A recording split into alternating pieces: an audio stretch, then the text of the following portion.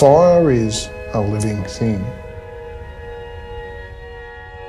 When it moved through the suburb that I live in, it destroyed whatever was in its path.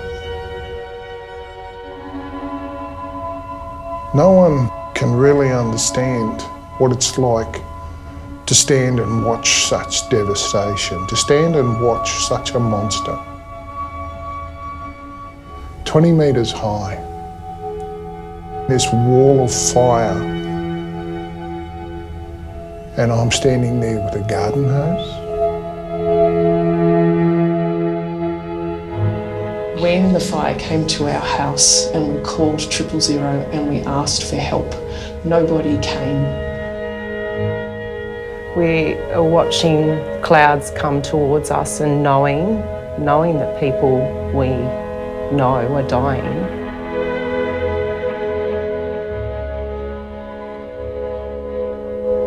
I never dreamt that the house that we lived in would be in any danger. We considered it to be suburbia. I could see one house that was up in flames, another house where it was obvious that the fire had been and gone and eaten the house. And I knew there and then that there was no way my house was going to survive that.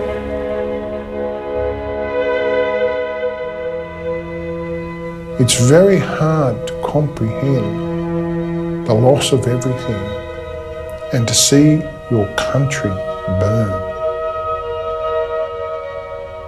Climate change is real.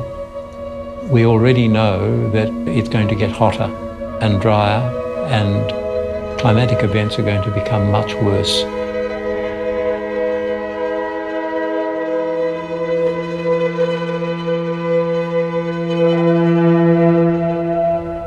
This is what 1 degree looks like.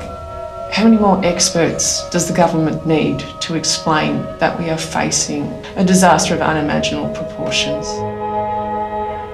It feels like everything's changed and we need to stop the business as usual model, and it feels hard to put the brakes on that.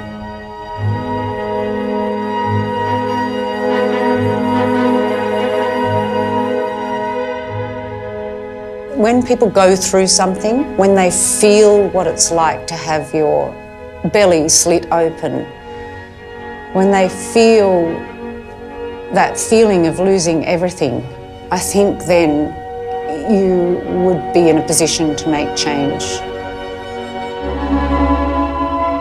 But what I am hopeful for is that the younger generation that we're seeing at the moment who are standing up, who are born into the age of information, hopefully their voice will be stronger and the older generation will start listening to them, because the future is theirs.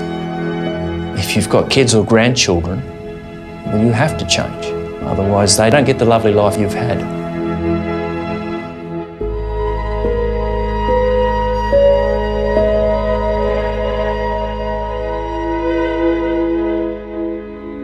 There was only one day that I stopped allowing myself to be strong, since New Year's Day. And on that day, I sat down and I cried for about an hour. And then I put it behind me and I went back to work for the community, because that's a leader.